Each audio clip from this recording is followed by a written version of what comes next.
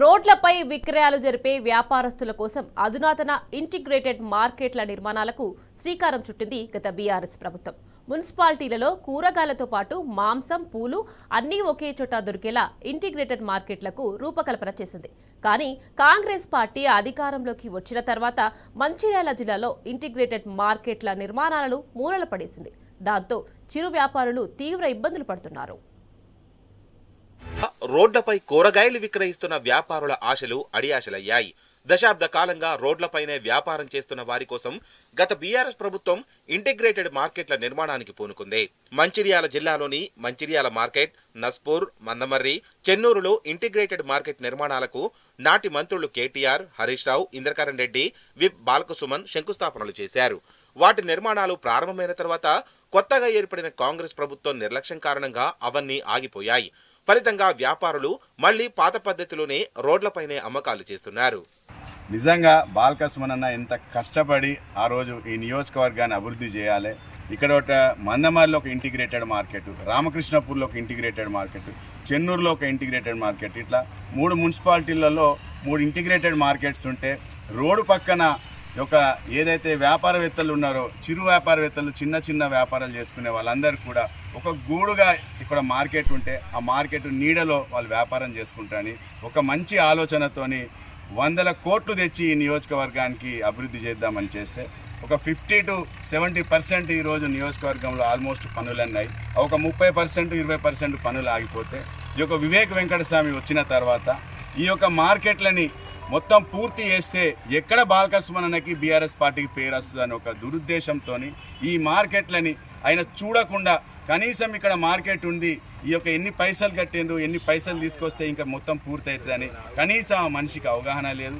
మంత్రి పదవిని పక్కన పెట్టి మీరు ఈ నియోజకవర్గ ప్రజల కోసం ఏమైనా చేయాలని చెప్పి బీఆర్ఎస్ పార్టీ నుండి కోరుకుంటాను. చెన్నూరు, మందమర్రి, మంచిర్యాల, నస్పూర్ మున్సిపాలిటీలలో ఒక్కో ఇంటిగ్రేటెడ్ మార్కెట్ నిర్మాణానికి 7.2 కోట్లు నాటి ప్రభుత్వం మంజూరు చేసింది. ఒకే చోట కూరగాయలు, మాంసం, చేపలు, పూలు విక్రయించేందుకు అధునాతన వసతులతో కూడిన భవన నిర్మాణాలకు శంకుస్థాపన చేశారు. అయితే అసెంబ్లీ ఎన్నికల గడువు సమీపించడంతో ఈ మార్కెట్ల నిర్మాణ పనులు అసంపూర్తిగా మిగిలిపోయాయి. కాంగ్రెస్ ప్రభుత్వం అధికారంలోకి వచ్చిన తర్వాత ఆ ఇంటిగ్రేటెడ్ మార్కెట్లను పూర్తి చేయాలనే ఆలోచనను గాలికొదిలేసింది కాంగ్రెస్ ప్రభుత్వం. దాంతో అసంపూర్తిగా ఉన్న మార్కెట్లను మంత్రి వివేక్, ఎమ్మెల్యే ప్రేమ్ సాగర్ రావులు పూర్తి చేయించాలని చిరు వ్యాపారస్తులు డిమాండ్ చేస్తున్నారు. మరి ఏదైతే మాజీ ఎమ్మెల్యే బాలకసుమన్ గారు ఉన్నారో 7 కోట్ల పైచిలకు మరి రూపాయలతోటి ఈ యొక్క చెన్నూరు నడి ఒడ్డున మరి ఇంటిగ్రేటెడ్ మార్కెట్ నిర్మిస్తే అవి 90% పనులు పూర్తయినాయి. ఈ యొక్క 10% మాత్రమే ఈ యొక్క పనులు నిలిచి ఉన్నాయి. ఈ యొక్క పనులకు సున్నమేసే దాఖలాలు మరి స్థానిక మంత్రి గారు పట్టించుకోవడం లేదు. కనుక ప్రజల ఏదైతే మీరు ప్రజా నాయకులు అనుకుంటున్నారో ప్రజల సౌకర్యార్థం ఈ యొక్క చెన్నూరు మార్కెట్ ను నిర్మించినట్టయితే ఇటు ఫిష్ అమ్ముకునే వారికి కానీ, కూరగాయలు అమ్ముకునే వారికి కానీ, మటన్, చికెన్ అమ్ముకునే వారికి కానీ సులభంగా ఉంటాయని సందర్భంగా తెలియజేసుకుంటూ మన వెనక కనబడుతున్నటువంటి మార్కెట్, ఇంటీరియర్ మార్కెట్ ఏదైతే ఉందో ప్రజల సొమ్ము. మీరు పార్టీలు ఉండొచ్చు, పోవచ్చు, బాలకసుమన్ ఓడిపోయిండు, మీరు గెలిచిర్రు, రేపు మీరు ఉంటారని కూడా నమ్మకం లేదు. ప్రజలు అంతిమ నిర్ణయం చేస్తారు. కానీ ప్రజల యొక్క సొమ్మును దుర్వినియోగం చేసే అధికారం మీకు ఎక్కడిది అని ఈనాడు మేము ప్రశ్నిస్తున్నాం. ఇంకోసారి మీకు ఓట్లు పడేటటువంటి పరిస్థితి ఉండదు. ఈ విధంగా మీరు కాలయాపన చేస్తూ ప్రజలందరూ కూడా చాలా గొప్ప వాళ్ళు, నాయక నిర్ణేతలు, వాళ్ళు మిమ్మల్ని ఎక్కడ కూర్చోబెట్టాలో అక్కడ కూర్చోబెడతారు. మంచిర్యాల ఇంటిగ్రేటెడ్ మార్కెట్లో మొత్తం 108 స్టాల్స్ నిర్మించారు.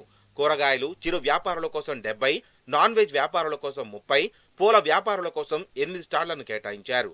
గత బీఆర్ఎస్ ప్రభుత్వ హయాంలో ఇంటిగ్రేటెడ్ మార్కెట్ల నిర్మాణానికి నిధులు మంజూరై భవన నిర్మాణాలు ప్రారంభం కావడంతో వ్యాపారులు ఎన్నో ఆశలు పెట్టుకున్నారు.